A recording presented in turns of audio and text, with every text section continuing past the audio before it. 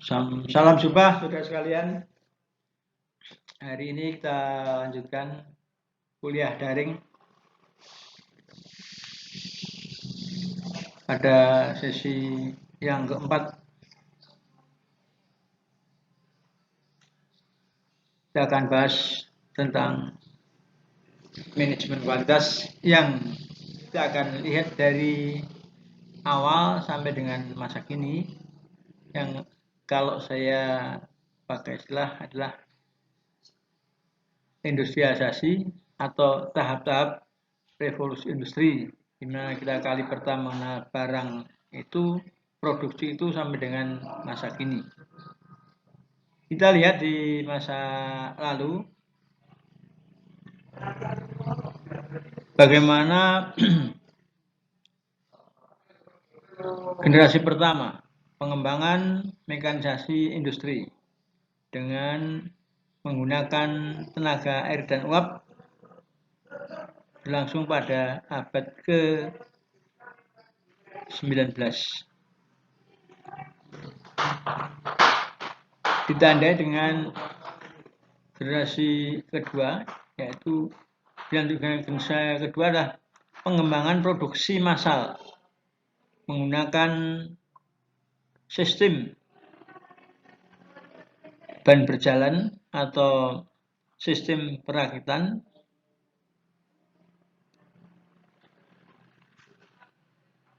jalur yang bertenaga listrik terjadi pada abad ke-20. Ciri khas generasi ini adalah diuji oleh hasilnya kendaraan bermotor. Kita jumpai produk-produk kendaraan bermotor yang dari yang masih sangat sederhana sampai masa kini yang serba otomatis.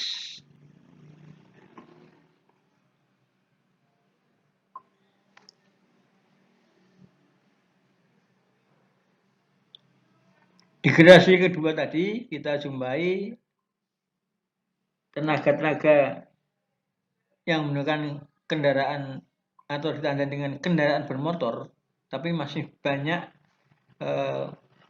perkembangan sampai masa kini yang jauh lebih kita bisa nikmati. Ya, artinya ada tapi belum sempurna, tapi ke depan kita bisa lebih sempurna, lebih praktis, lebih hemat, dan tentu saja juga lebih mahal. Lalu di generasi ketiga kita lebih menggunakan sistem yang lebih otomatis atau otomatis proses produk dengan menggunakan komputer, mulai diperkenalkan dan dikembangkan berlangsung pada tahun 50-an hingga tahun 60-an. Jadi sudah sejak lama IT komputer itu kita kenal, tapi kita yang belum banyak praktek, sehingga masih kecenderungannya banyak tinggal. Dan sekarang itu masih banyak kita jumpai yang masih gagal kenal dengan komputer. Perencanaan yang menggunakan komputer lebih sistemik, lebih otomatis, dan lebih mudah terkontrol.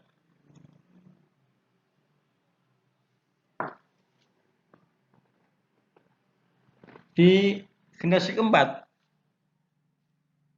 kita akan melihat revolusi industri 4.0 sekarang ini, integrasi sistem siber berteknologi tinggi. Dalam sistem produksi ada entitas sistem siber fisik yang berkembang selama abad ke-21. Saat ini kita masuk ke sistem itu, di mana semuanya berjalan dengan di samping proses yang serba otomatis, tuntutan adalah kemampuan sumber daya manusia dalam mengoperasikan kegiatan-kegiatan itu. Jadi harus banding antara kemajuan teknologi dengan kemampuan sumber daya manusia. Sementara kita menyadari, bahkan ini jadi programnya Presiden di era kedua ini, Indonesia maju, sumber daya maju, sehingga akan sebanding nanti antara kemampuan sumber daya dengan tuntutan zaman, di mana kita harus masuk ke revolusi industri keempat yang terjadi setelah sejumlah perubahan-perubahan akan terjadi. Ya, jadi IT berjalan dengan cepat, tidak ikat sistem tertinggal. Nah, inilah yang tantangan kita bersama untuk bisa sama-sama bersaing di era ini. Teknologi siberfisik berkembang pesat dalam kecerdasan buatan atau artificial intelligence, menciptakan 3 dimensi,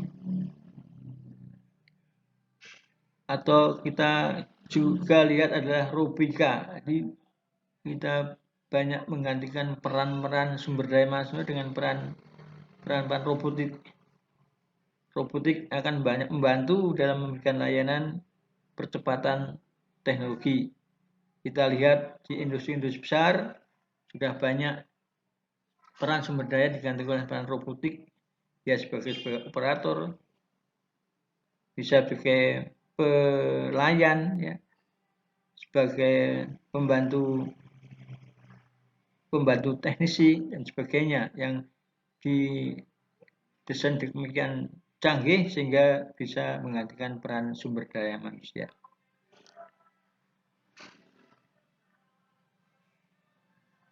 Pengembangan analisa data yang mendorong efektivitas dan munculnya modal bisnis baru.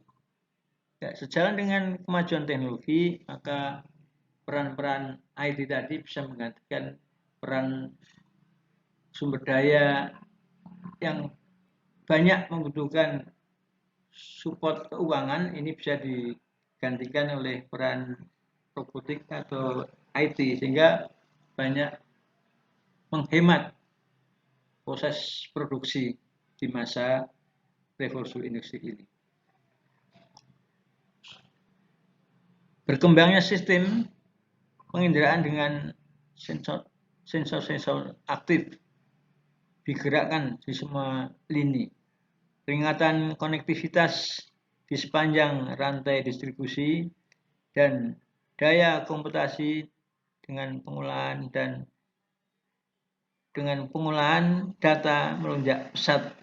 Kita lihat contoh yang sederhana saja, bahwa peran itu kita lihat dari proses, misalnya kita belanja atau membeli barang, tidak perlu datang ke objek, cukup dengan mesan, dari bayarnya, minta diantar sampai ke rumah, sampai siapa yang menerima secara otomatis berjalan dengan cepat. Demikian juga dalam proses produksi yang menggunakan IT yang canggih, maka berjalan dengan cepat,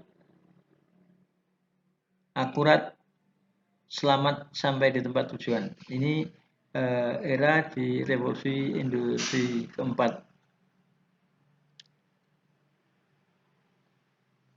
Kedepan kita akan, selama ini sedang menjalani revolusi 4, maka ke depan nanti di revolusi besar, revolusi kelima adalah revolusi besar, di mana manusia dan mesin berintegrasi dan menemukan cara bekerja sama untuk memperbaiki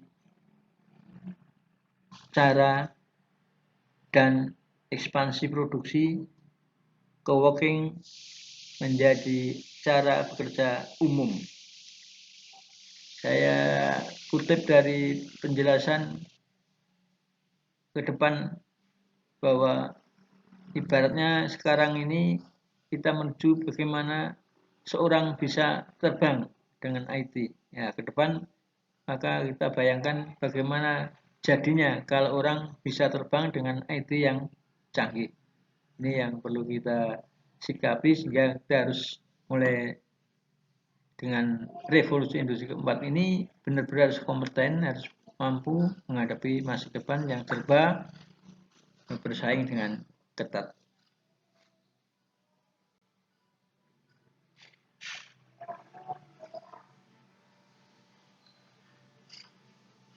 Revolusi industri keempat banyak memberikan perubahan-perubahan produk, meskipun produknya kadang-kadang hanya menunjukkan satu perubahan kecil, tapi lebih menunjukkan kesan yang menarik, kesan yang stylish dan mewah. Contohnya saya ambil dari produk otomotif. Pada produk New Avanza dan New Veloz yang dimana menurut statistik produk otomotif ini banyak digemari oleh pelanggan, maka setiap event dia mengeluarkan produksinya selalu dicari apa tambah-tambahan identitas produk yang menarik. Di sini kita lihat New Avanza dan New Veloz menggambarkan tampilan lebih stilis dan mewah, yaitu melakukan penyegaran pada New Avanza dan New Veloz. Perubahan pada lampu grill dan bumper ditambah sejumlah fitur terbaru. Ini saya contohkan produknya Toyota. Pasar produk niaga, produk yang tidak terlalu mewah, tapi banyak disukai oleh para pelanggan pengguna, karena kata kuncinya orang akan berpikir bagaimana pasca jualnya. Nah inilah menandai dengan lebih mewarnai ciri produk yang lebih menarik, sedikit saja sudah menjadi perhatian daripada pelanggan. Ini kita jumpai, kita contohkan pada New Avanza dan New Veloz, dan masih banyak lagi produk-produk yang handal, tapi saya mencontohkan yang tidak mewah, kelas terjangkau, disenangi pelanggan, dan pasca jualnya tidak banyak mengalami perubahan. Perubahan itu nampak kalau di kaca spion, misalnya ada antena sirip view. Nah, itu menggambarkan kegagahan, ya, tampilan gagah yang bisa kita lihat dan kita lebih merasa mantap gitu.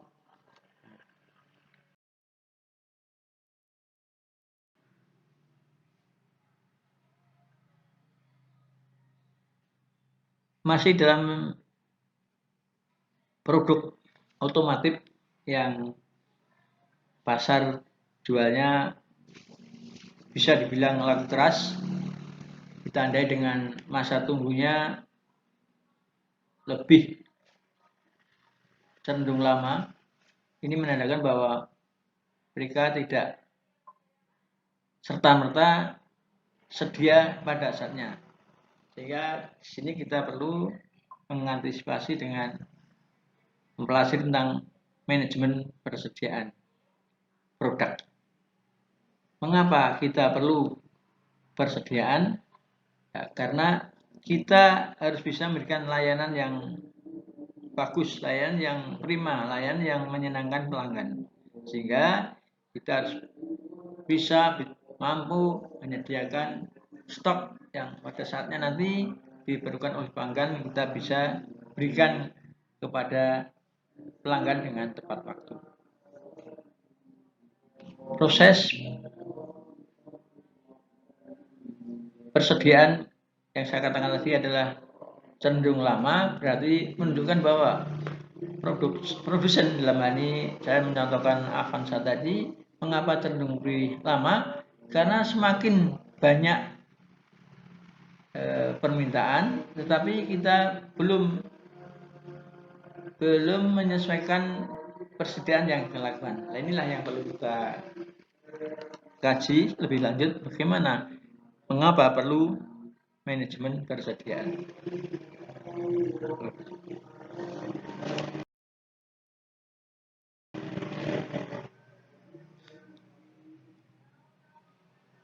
Banyak faktor yang menentukan bagaimana produk itu bisa tersedia dengan baik, karena perlu adanya kontinuitas input. Sebelum keluar maka kita akan memerlukan kesediaan input yang bisa kita produk supaya berjalan dengan lancar, cepat. Inilah yang menentukan kontinuitas input ini berbagai faktor yang harus kita cukupi. Di antaranya kita harus melakukan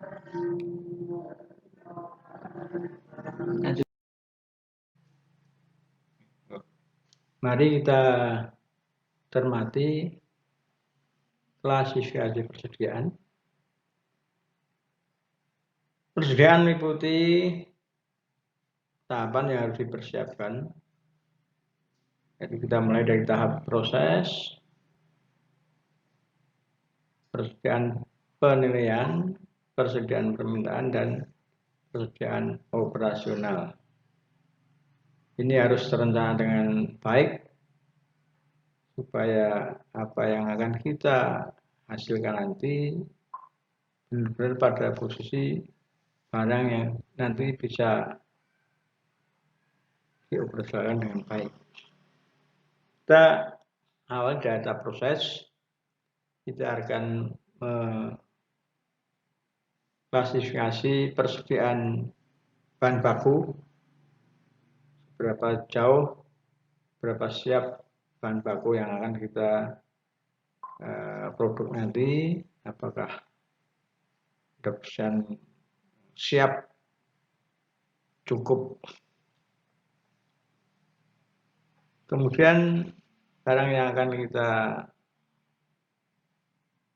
gunakan bahan baku tadi akan kita persiapkan pada posisi barang dalam proses. Jadi barang itu sudah benar-benar siap dan sudah layak untuk dilakukan processing sampai dengan kita menyiapkan dari barang jadi, ini barang sudah bisa tersedia.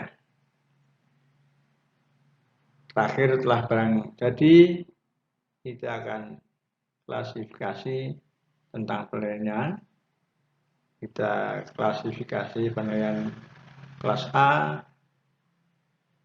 kelas B, kelas C, seterusnya, sehingga setiap produk yang dihasilkan sudah punya nilai yang benar-benar layak baku untuk keluar di pasaran sesuai dengan standar yang dibutuhkan, yaitu standar barang yang berkualitas. Setelah kita punya barang yang siap tadi, kita juga mengklasifikasi permintaan yang sudah masuk ke perusahaan kita. Dalam hal permintaan ini kita persiapkan dengan permintaan bebas, artinya siapa yang memesan lebih dulu, kemudian juga dalam jumlah yang memadai, kita berikan layanan yang lebih dahulu, hingga bebas tapi terikat, artinya sudah mengajukan permintaan dulu dan sudah memenuhi ketentuan yang kita keluarkan, maka kita catat sebagai pelanggan yang sudah dalam klasifikasi persediaan untuk meminta produk kita. Sebelum kita keluarkan produk-produk yang sudah dipastikan bisa operasional, maka kita akan klasifikasi di divisi operasional. Bagaimana barang-barang yang akan beredar di pasaran secara operasional sudah memenuhi kualitas kita. Penyimpanan juga tidak mengganggu kualitas yang selama ini kita persiapkan, dan daya tahan barang-barang itu dalam proses operasional. Jadi ini harus kita perhatikan betul-betul supaya tidak gagal produk. Kalau gagal produk berarti juga gagal penjualan, karena jika sudah sampai di penjual nanti akan terlihat itu barang kualitas tidak, tergantung dari kita cermat dalam persediaan operasional ini. Kalau sudah layak operasional berarti benar-benar dalam persediaan barang yang memadai untuk bersaing di pasar bebas. Sedang kalau yang masih gambling antara iya dan tidak, maka menjadikan barang kita sudah diambang kegagalan. Kita harus perhatikan betul di saat persediaan barang operasional, barang siap dioperasionalkan.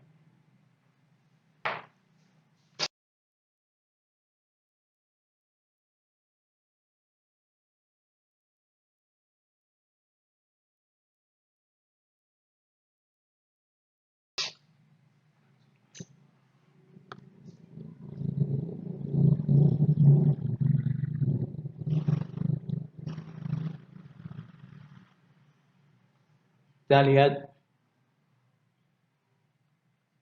tahap proses pada barang yang membutuhkan perhatian tertentu. Artinya benar-benar diperhatikan adalah tahap proses pada bahan baku. Contohnya yang banyak risiko, banyak mungkin kerusakan yang bisa timbul sewaktu-waktu adalah bahan baku kapas tekstil, karet dan kayu. Ini bahan baku yang rentan dengan kerusakan. Jadi kita harus proses sedemikian baik sehingga dalam proses nanti semua kapasitas barang dalam keadaan baik, semua bahan atau barang dalam proses baik untuk menjadi barang untuk jadi barang yang benar-benar nanti menghasilkan hasil yang memenuhi kualitas. Barang jadi kapas, barang jadi tekstil, barang jadi karet, barang jadi kayu. Dalam posisi barang jadi adalah benar-benar barang yang berkualitas, tidak ada unsur perusahaan. Jadi final pada proses barang yang jadi. Nah, contoh itu diambil dari barang-barang yang rentan terhadap perusahaan, ya, supaya bidang atau divisi produksi benar-benar memberikan kualitas yang akan keluar nanti. Barangnya seperti apa, pada seperti apa, itulah tanggung jawab mutlak dari proses barang jadi barang jadi.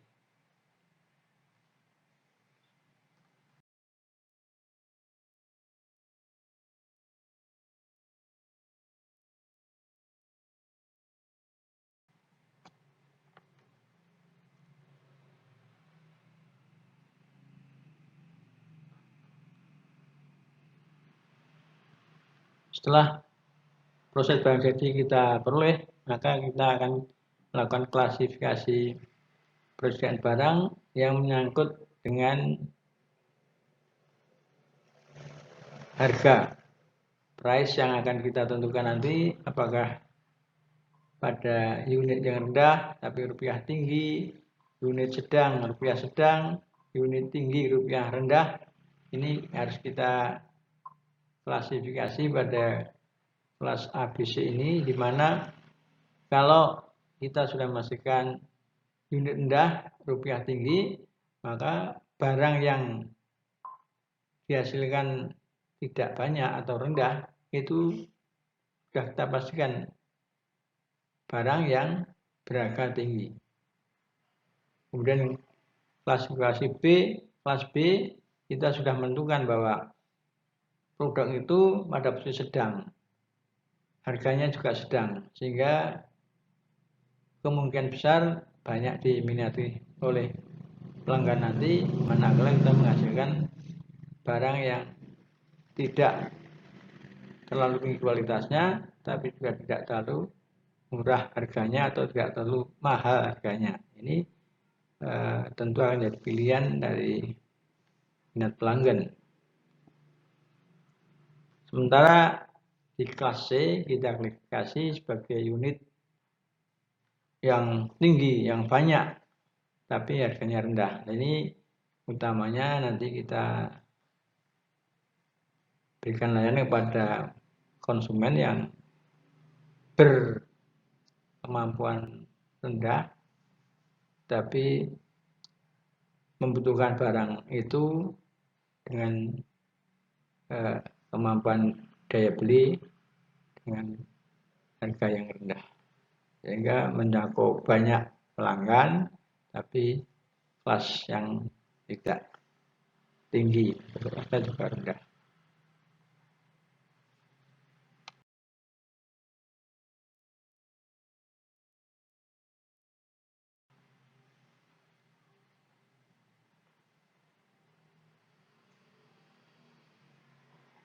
Untuk bisa mengklasifikasi kelas karena berkaitan dengan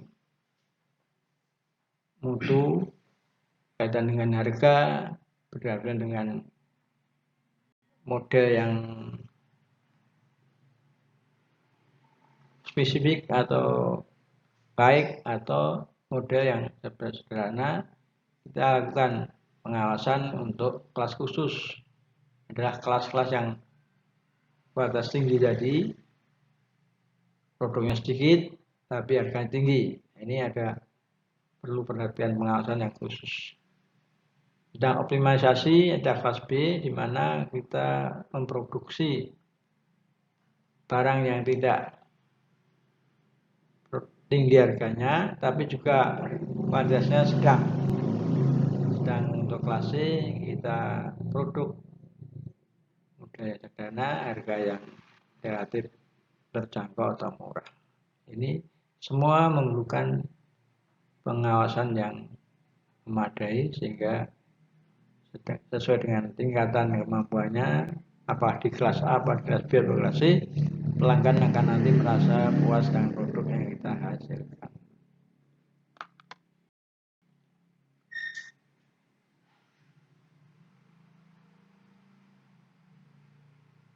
Beberapa pemahaman persediaan bebas dan terikat.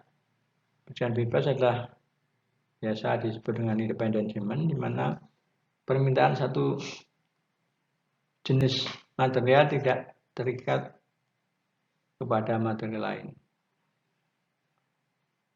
Tunggal, artinya bebas. Saya pastikan pelanggan hanya melakukan pilihan satu saja, yang benar-benar dia nanti akan memerlukan jenis itu. Sementara produsen juga demikian akan memproduksi yang satu jenis saja, tidak ada yang lain. Sedang persediaan terikat atau dependent demand, permintaan satu jenis bahan terikat. Permintaan satu jenis bahan terikat ini hanya bahan-bahan yang tentu diperlukan, sehingga tidak terpengaruh oleh kebutuhan yang lain. Kemudian yang lain ada bahan produk yang lain yang sangat kompleks, tidak terikat maupun yang terikat, itu adalah yang bebas, yang tidak ada di dalam persediaan bebas atau terikat atau mix campur. produk campur, tidak ada klasifikasinya.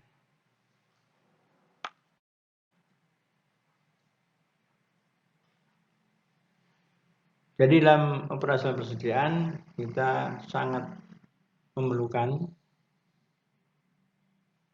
paling utama adalah kualitas. Jadi barang yang akan kita keluarkan itulah sebagai identik dengan kualitas produk kita, maka kualitas harus kita utamakan. Mulai dari penggunaan bahan keunikan, cara kita menyimpan, menyusun bahan, kemudian dari tahan barang itu sampai dengan proses jadinya barang. Ya itu saja. Barang tidak terganggu oleh karena kelalaian kita dalam menyusun, menyimpan, sehingga barang rusak sebelum berhasil. Ini perlu perhatian terutama dari divisi produk yang harus benar-benar menaruh perhatian besar terhadap komponen produk ini.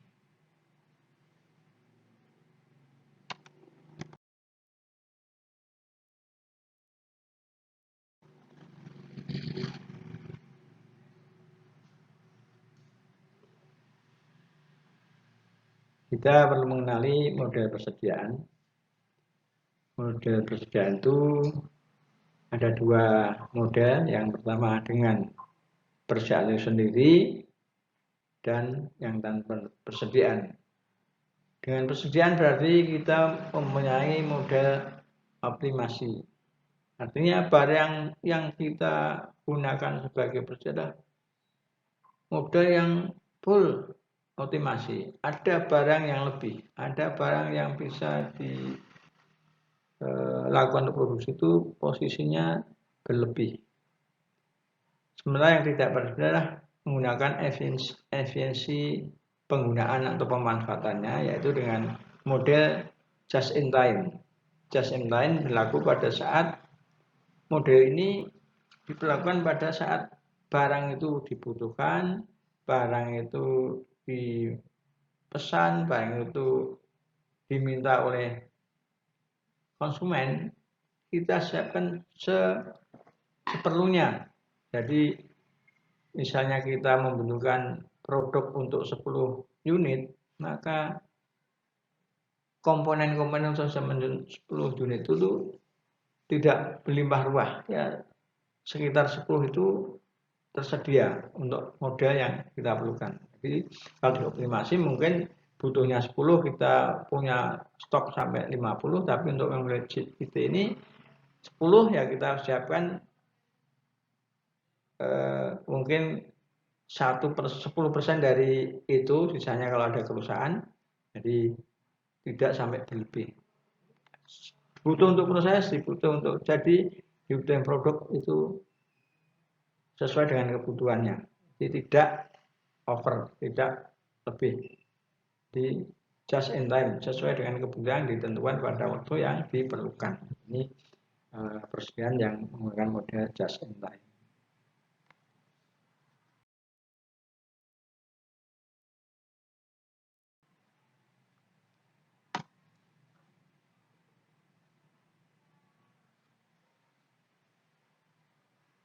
Teori persediaan untuk kita bisa tepat dalam melakukan persediaan sebetulnya sangat sederhana. Manakala kita butuh persediaan yang cukup, maka persediaan juga membutuhkan biaya yang rendah, tidak berlebih tadi. Tapi sebaliknya kalau kita optimasi tadi, persediaan melimpah ruah, tapi kemanfaatan belum tentu bisa digunakan sebelumnya. Hanya kelebihannya mungkin dengan optimasi material kita lebih percaya, lebih siap manakala sewaktu-waktu kita ingin memproduksi yang lebih tinggi sudah punya bahan yang tersedia dengan optimum. Tapi kalau yang cukupan atau istilahnya pas-pasan kita gunakan dengan teori yang menganut just in time tadi. sesuai dengan kebutuhan yang diperlukan, ya kita menyiapkan sesuai dengan yang diperlukan saja.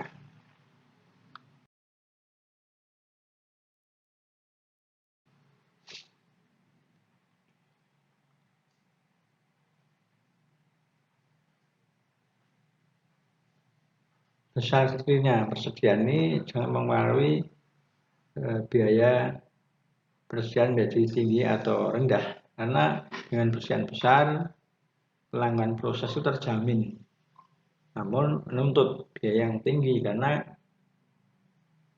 mau tidak mau kita akan menyiapkan material yang optimum, material yang cukup, material yang tersedia, sehingga dengan persediaan yang tinggi tadi menuntut biaya persediaan menjadi tinggi. Tapi manakala persediaan kecil, biaya persediaan juga rendah, cuma ada gangguannya. Manakala persediaan kecil, bisa-bisa terjadi proses produksi akan tekan. Karena apa? Karena persediaan barangnya tidak terjaga. Apalagi kalau tiba-tiba dapat permintaan yang mendadak besar, maka sudah pasti akan mengganggu proses produksinya.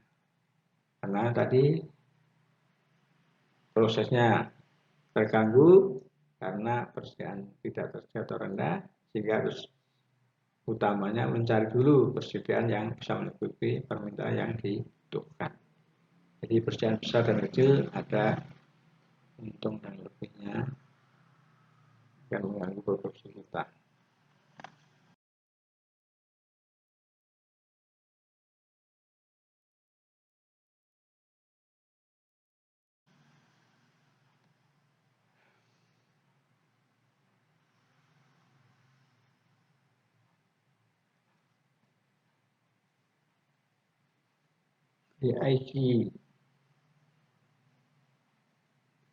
BIOG adalah bahan kelas B, pengalihan berarti sama, tidak ada perubahan harga, tidak ada perubahan biaya, bahan mudah dicari. Jadi pada posisi yang sangat sederhana sekali ketika kita menggunakan bahan di kelas B. Cenderung mudah untuk melakukan perubahan-perubahan karena ketersediaan barang yang itu kan tidak mengganggu. Pemakaiannya berarti sama, tidak ada perubahan harga dianggap stabil, biaya sudah terjaga, dan bahan mudah dicari. Ini yang memudahkan produk bisa berjalan dengan baik, lancar. Tapi manakala kita sudah pada kelas yang tinggi, atau kalau yang cari yang lebih mudah lagi, ya di kelas yang lebih rendah lagi. Ini akan menghasilkan kemudahan-kemudahan bagi produsen.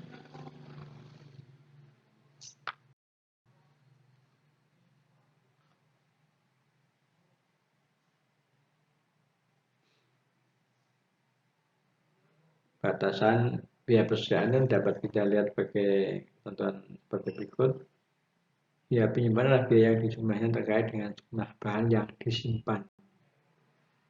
Ya, misalnya barang cuma barang yang disimpan. Satuannya dihitung dari jumlah bahan itu yang disimpan di dalam persediaan. Ada beda biaya order, biaya yang jumlahnya terkait dengan frekuensi order. Artinya biaya untuk melakukan order itu berapa order yang dilakukan jumlahnya, nanti ada hitungan sendiri yang nanti diberikan frekuensi ordernya. Kemudian juga ada biaya stok, biaya yang jumlahnya terkait dengan frekuensi persiapan atau biaya pembeli. Mesin dan peralatan ini dihitung oleh konsultan sebagai biaya produksi. sudah dilakukan perhitungan-perhitungan setiap melakukan kegiatan. Biaya persediaan biaya yang sebenarnya tidak diimbangi oleh jumlah barang yang disimpan maupun black box order. Jadi sudah biaya tetap, tidak boleh besar yang diperlukan. Harus ada tetap biaya tetap persediaan untuk membedakan nanti supaya kita lebih bisa melakukan penghematan karena tidak ada, sudah ada biaya tetap persediaan yang tersedia, sudah terjaga. Jadi berapa offset yang akan kita produk maupun jumlah yang disimpan maupun private order tidak mempengaruhi besarnya biaya tetap persediaan karena sudah ada cost.